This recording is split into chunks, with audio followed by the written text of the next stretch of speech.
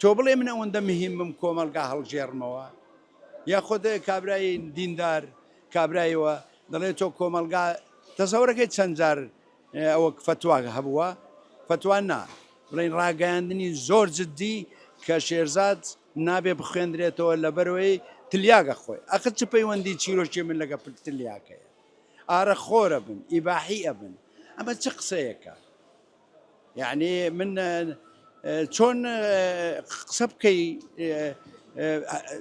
بە جۆرێک بیگۆڕن کە وەک کەسەکی شاز و کافر و دژە نیشتیمان بێ. بەڵێ من یەکێتی و پارتیم بەدڵ نییە، بەدڵم نین. ئەم دوو حزبە نانتوانی دەوڵەتداریەکی باش دروستکەن.